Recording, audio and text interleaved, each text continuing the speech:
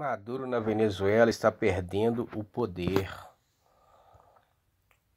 Maduro tomou medidas fortes contra o seu exército em uma tentativa de reter o poder. Maracay, Venezuela. Uma semana depois de as forças de inteligência venezuelanas detiverem um capitão da marinha aposentado, um homem destroçado apareceu em uma quadra militar, em uma cadeira de rodas, mostrando sinais de tortura. "Ajuda-me", disse ele ao advogado.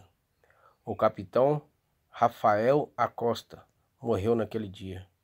Ele foi enterrado 3 semanas depois, em 10 de julho, contra a vontade de sua esposa, cercada por seguranças, em um terreno cedido pelo governo.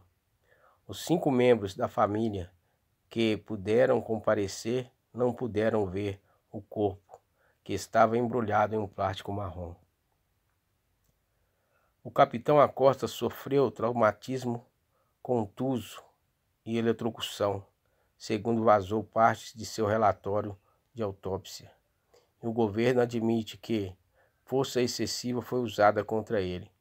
Sua morte é uma indicação de como o governo do ditador Nicolás Maduro transformou um aparato brutal de repressão contra seus próprios militares em um esforço sem limites para manter o controle das forças armadas e, através delas, do Estado. Grandes líderes militares declararam repetidamente sua lealdade ao governo de Maduro, mas nos últimos 2 anos, enquanto a economia do petróleo desmoronou,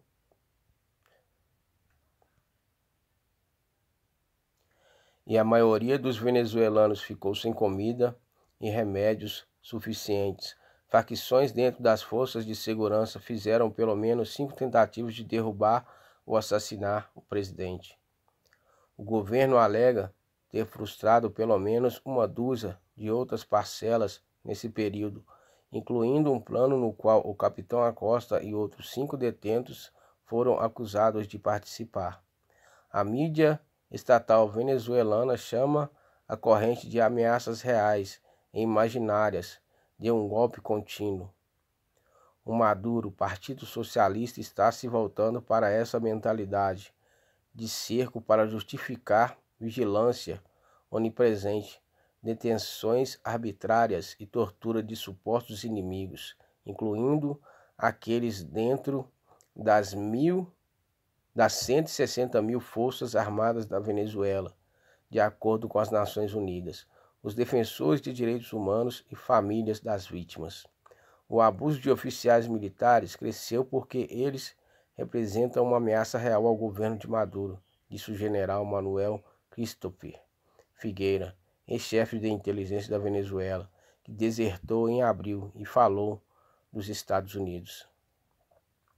Existem atualmente 217 oficiais ativos e aposentados em prisões venezuelanas, incluindo 12 generais, de acordo com a Coalizão para Direitos Humanos e Democracia, uma organização sem fins lucrativos, com sede em Caracas, que representa vários dos homens.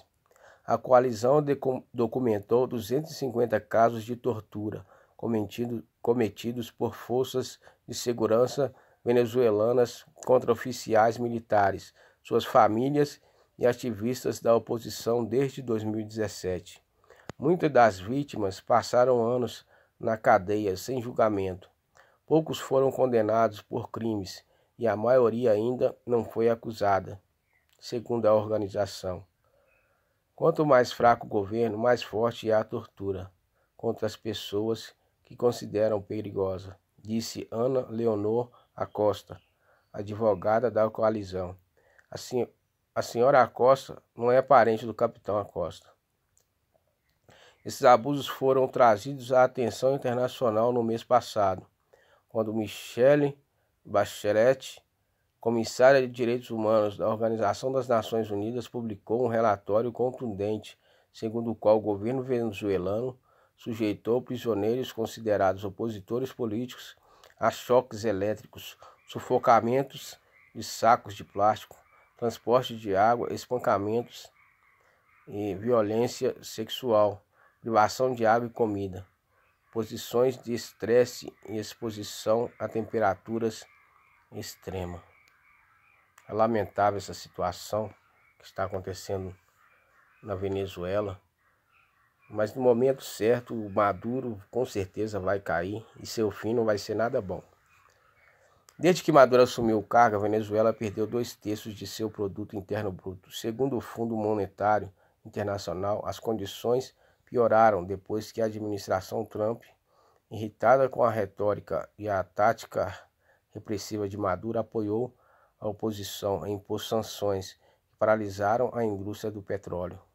As Nações Unidas estimam que 4 milhões de venezuelanos fugiram da deterioração das condições, enquanto Maduro procura assegurar a lealdade dos altos comandantes militares com promoções e contratos lucrativos.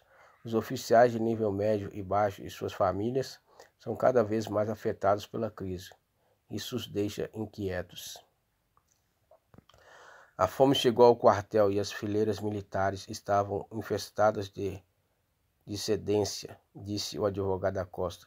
As Forças Armadas estão presas pela paranoia, suspeita e divisão entre aqueles que apoiam esse governo e aqueles que não o fazem. Está aí, né, mais uma notícia do que está acontecendo aí. A fome chegou às fileiras dos exércitos da Venezuela. Aqueles ali que têm a patente alta, eles têm ali os privilégios, têm ali, né, a sua porcentagem ali diante do governo de Maduro aí, esse ditador que está agora torturando até os seus militares para poder continuar no poder. Mas no momento certo vai acontecer e Maduro vai cair. E quando ele cair, a sua queda vai ser bem grande. Ele não quer sair do poder, ele não quer largar o osso, mas na hora certa ele vai largar o osso e sua queda vai ser trágica. É isso aí, estamos aí mais uma notícia nesse dia. Canal Point do Léo. Se inscreve aí, deixa o seu like, comente no vídeo se você gostou e compartilhe aí. Tamo junto aí nessa jornada e muito obrigado por todos aí.